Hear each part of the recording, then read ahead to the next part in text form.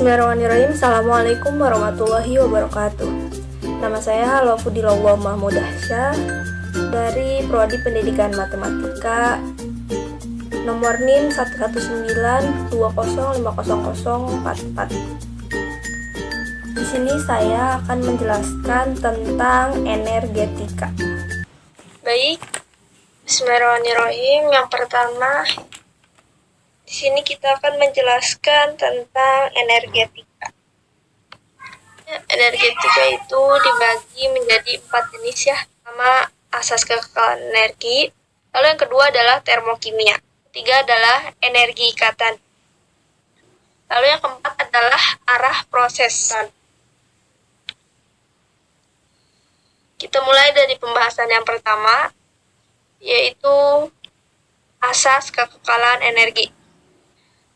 Jadi di dalam fisika dan kimia, hukum kekekalan energi ini menyatakan bahwa energi total sistem yang terisolasi tetap konstan. Itu dikatakan akan dilestarikan dari waktu ke waktu. Beberapa pengertian dari yang harus kita ketahui, misalnya yang pertama kaloreaksi. Kaloreaksi adalah energi yang berpindah dari sistem ke lingkungan atau sebaliknya. Lalu reaksi eksoterm. Reaksi eksoterm adalah reaksi yang membebaskan energi panas atau energi berpindah dari sistem ke lingkungan. Lalu yang ketiga adalah reaksi endoterm atau reaksi yang menyerang energi panas. Energi tersebut berpindah dari lingkungan ke sistem. Jadi endoterm dan eksoterm ini berkebalikan. Jika eksoterm dari sistem ke lingkungan, sedangkan dari endoterm itu dari lingkungan ke sistem.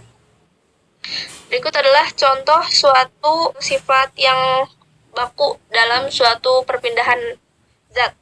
Misalnya, atau bisa juga disebut asas Black, di mana perubahan antara zat padat, zat cair, dan zat gas. Lalu selanjutnya, pembahasan yang kedua adalah termokimia. Termokimia di sini akan menjadi 5 jenis. Yang pertama, panas pembentukan. Yang kedua adalah panas peruraian. Lalu yang ketiga, panas pembakaran, panas pelarutan. Lalu yang kelima adalah panas netralisasi. Lalu kita bahas dari termokimia yang pertama, yaitu panas pembentukan. Panas pembentukan adalah panas reaksi yang menyertai pada pembentukan 1 mol suatu senyawa langsung dari unsur-unsurnya. Contohnya, di sini ada 1 mol karbon ditambah oksigen, 1 mol oksigen menjadi CO2 dengan delta H 393,52 kJ. Lalu ada pembentukan panas bumi dalam alam. Lalu selanjutnya adalah panas peruraian. Panas peruraian adalah panas reaksi yang menyertai peruraian 1 mol suatu senyawa menjadi unsur-unsurnya. Di sini contohnya 1 mol H2O menjadi atau diuraikan menjadi 1 mol H2 ditambah setengah oksigen atau O2 dengan delta H sama dengan positif 241,82 kJ. Bisa disebut juga bahwa delta H peruraian sama dengan negatif delta H pembentukan. Kembalikannya yang tadi ya. Nah, ini salah satu contoh panas peruraian dari suatu zat yang menguap atau menjadi gas, menjadi terurai seperti itu. Lalu, ini adalah contoh panas pembakaran. Panas pembakaran adalah panas reaksi pada pembakaran 1 mol zat. Contohnya C2H2 yang ditambah dengan 3O2, reaksi akan menjadi 2CO2 tambah 2H2O dengan delta H sama dengan negatif 1,4441 kJ. Contohnya ini adalah kayu yang dibakar, di mana dia akan terjadi reaksi kimia. Lalu yang selanjutnya, panas pelarutan. Panas pelarutan adalah banyaknya panas yang timbul pada pelarutan 1 mol zat dalam pelarutan yang jumlahnya sedemikian banyak, sehingga penambahan pelarut tidak menyebabkan timbulnya efek panas dan dapat diukur. Contohnya, 1 mol HCl jika dilarutkan dengan aqua, maka dia akan menjadi HCl yang terlarut. dengan delta H sama dengan negatif 4,32 kilojoule. Ini adalah contohnya, suatu zat yang terlarut di dalam suatu zat cair. Kita lanjut. Selanjutnya adalah panas netralisasi. Panas netralisasi adalah panas yang dibebaskan di dalam reaksi antara ion H+ dan ion. Contohnya, H+ ditambah OH- akan menjadi H2O dengan delta H sama dengan negatif 56,83 kilojoule. Ini NaOH ditambah HCl yang menjadi NaCl tambah H2O. Lalu selanjutnya, satu pengukuran perubahan entalpi atau DH. Secara eksperimen, delta H ditentukan dengan menggunakan kalorimeter. Lalu perubahan entalpi atau delta H suatu reaksi hanya bergantung keadaan awal atau reaksi dan keadaan akhir atau hasil reaksi, dan tidak tergantung pada jalannya reaksi. Ini merupakan pengertian dari suatu hukum Hess, atau dapat disimpulkan delta H reaksi sama dengan delta H hasil reaksi dikurangi delta H preaksi.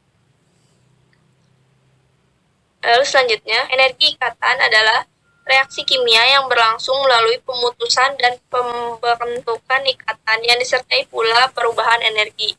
Energi ikatan tersebut juga disebut energi disosiasi ikatan. Untuk molekul poliatom dipakai pengertian energi ikatan rata-rata, yaitu energi rata-rata yang diperlukan untuk memutuskan satu mol ikatan tersebut.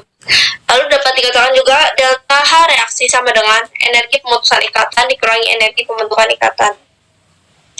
Lalu yang selanjutnya adalah arah proses. Arah proses adalah reaksi kimia yang dapat berlangsung dengan sendirinya, disebut reaksi spontan, dan reaksi yang tak dapat berlangsung dengan sendirinya disebut reaksi tak spontan. Dan sistem termodinamika dinyatakan dengan besaran tertentu yang disebut fungsi keadaan. Beberapa fungsi keadaan termodinamika di sini terbagi 4. Yang pertama adalah energi dalam atau dilambangkan dengan U. Yang kedua adalah entalpi yang dilambangkan dengan H, dan yang ketiga adalah entropi yang dilambangkan dengan S. Yang keempat adalah energi bebas atau Gibbs. Selanjutnya adalah energi dalam. Energi dalam adalah energi yang tersimpan dalam suatu sistem. Jika sistem menerima atau menyerap energi, energi dalam naik, dan jika sistem melepas energi dalam akan turun. Perubahan energi dalam dilambangkan dengan delta U sama dengan U2 dikurangi U1, dirumuskan dengan delta U sama dengan kita mau. Ini merupakan gambaran energi dalam atau sejumlah bentuk energi mikroskopik suatu sistem. Yang selanjutnya adalah entalpi, dilambangkan dengan H. Entalpi adalah jumlah panas atau kalori yang dikandung oleh suatu sistem atau zat kimia pada tekanan tetap. Ditentukan adalah perubahan entalpi dengan dirumuskan dengan delta H sama dengan delta U tambah P dikali delta V. Jika berikut adalah salah satu contoh gambaran entalpi. Baik, selanjutnya adalah entropi. Entropi adalah derajat ketidakteraturan sistem. Jadi jika suatu sistem semakin tidak teratur, maka entropi tersebut akan naik dengan rumus delta S sama dengan Q per delta T. Berikut adalah gambaran entropi suatu zat yang sistemnya tidak teratur. Selanjutnya adalah energi bebas atau Gibbs. Energi bebas ini memiliki rumus delta G, harusnya delta G sama dengan delta H min P delta S. Selanjutnya adalah contoh soal yang pertama. Suatu campuran reaksi di dalam tabung reaksi menyebabkan tabung tersebut menjadi panas jika dipegang. Pernyataan yang tepat mengenai hal tersebut adalah A. Entalpi. Jawabannya adalah D. Pembahasannya, karena jika suatu reaksi kimia menghasilkan panas, maka reaksi tersebut merupakan reaksi eksoterm. Pada reaksi eksoterm, entalpi reaksi bernilai negatif.